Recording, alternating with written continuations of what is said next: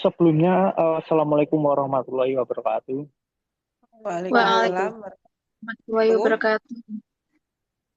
Ya, kami dari kelompok 2 ingin mempresentasikan tugas studi akad perbankan syariah dengan judul Qardul Hasan. Nah, belum memasuki materi, izinkan kami memperkenalkan diri.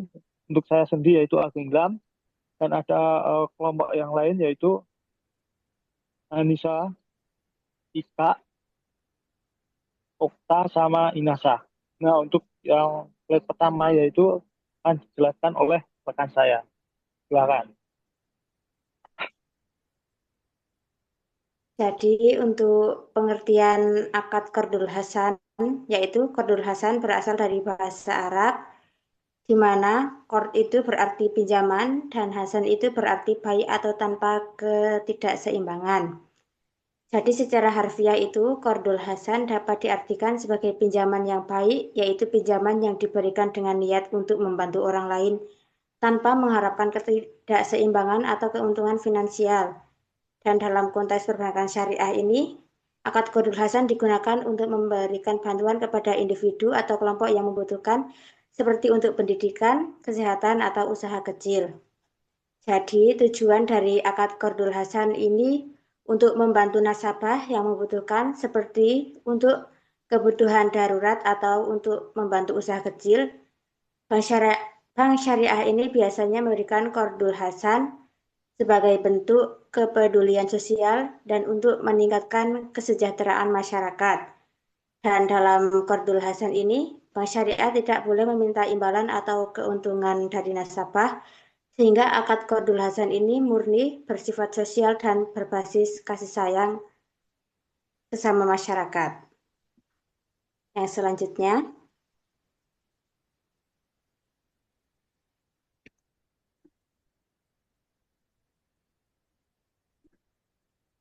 Selanjutnya ada dasar hukum akad Qardul Hasan dalam perbankan syariah itu didasarkan pada sumber-sumber syariat Islam, yaitu yang pertama ada Al-Quran, khususnya pada Quran Surat Al-Baqarah ayat 245 yang berbunyi, siapakah yang mau memberi pinjaman kepada Allah, pinjaman yang baik, menafkahkan hartanya di jalan Allah, maka Allah akan melipat gandakan pembayaran kepadanya dengan lipat ganda yang banyak.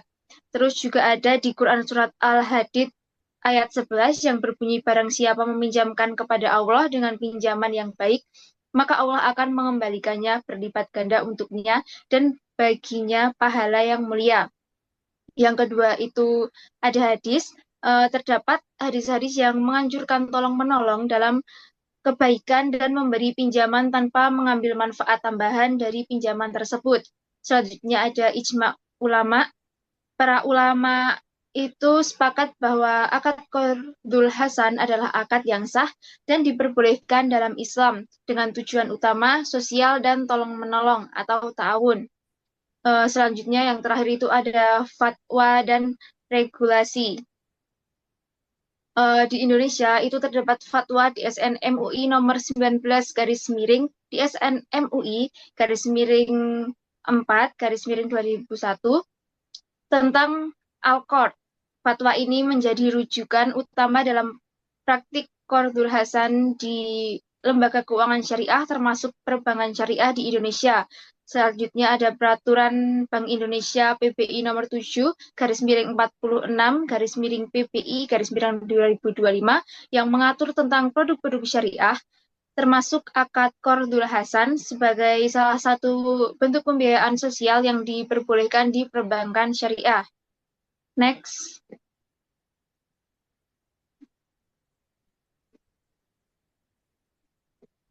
Ya, untuk selanjutnya itu adalah karakteristik. Nah, berikut ini ada beberapa karakteristik dari kedulasan. Yang pertama yaitu pinjaman tanpa imbalan. Di sini yaitu kedulasan adalah bentuk pembiayaan tanpa dikenakan biaya tambahan, hanya harus mengembalikan biaya pokok utang saja.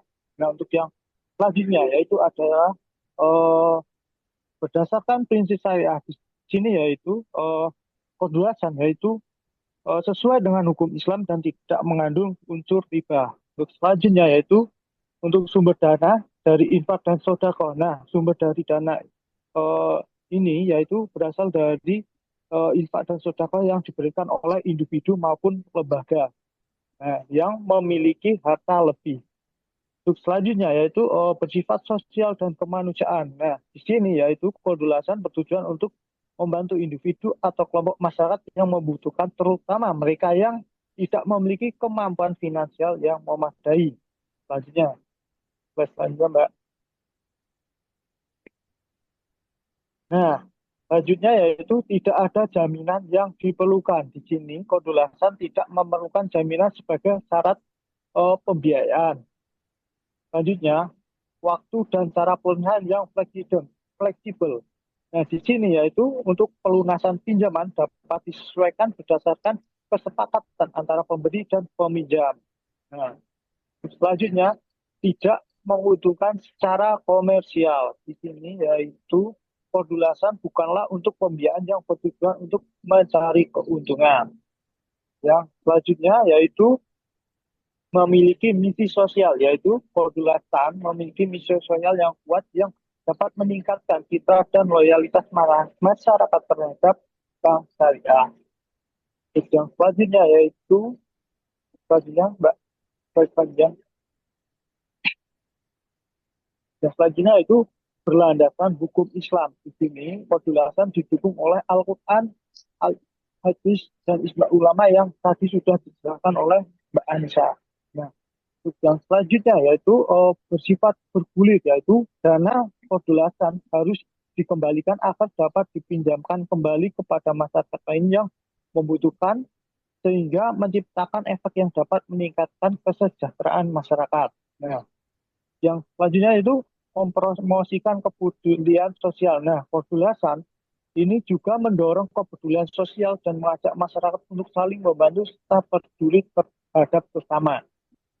Yang selanjutnya yaitu berfungsi sebagai solusi kemiskinan. Nah, di sini kodulasan itu dianggap sebagai solusi alternatif untuk membantu mereka yang terjerat hutang atau mengalami kemiskinan dengan memberikan pinjaman lunak yang dapat membantu mereka mengembangkan usaha produktif mereka. Yang terakhir yaitu memiliki ketentuan yang jelas. Nah, kodulasan ini itu memiliki ketentuan umum, sanksi, dan ketentuan lain yang harus dipenuhi oleh kedua belah pihak untuk memastikan transaksi yang adil dan transparan. Seperti itu.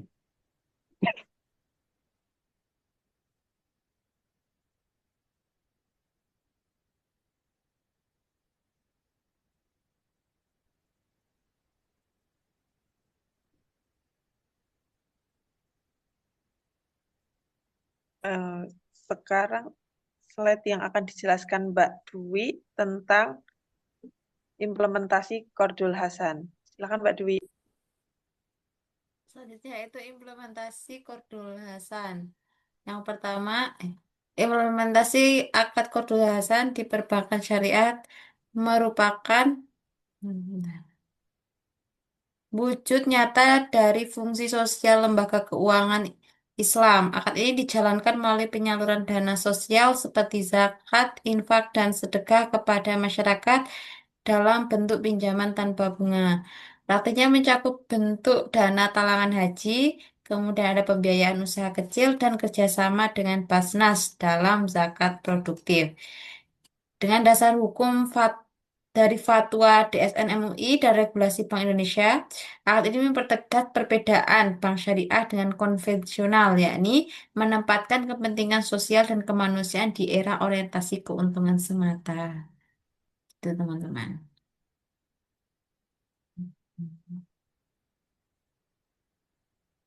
Baik, untuk selanjutnya adalah perbedaan dari Qardul Hasan dengan pembiayaan dari bank konvensional atau pinjaman dari bank konvensional gitu.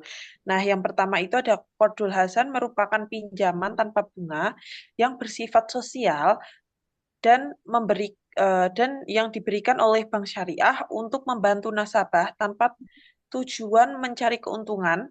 Pinjaman ini bersumber dari dana zakat, infak, sedekah, atau dana sosial lainnya dan pengembalian hanya sebatas pokok pinjaman.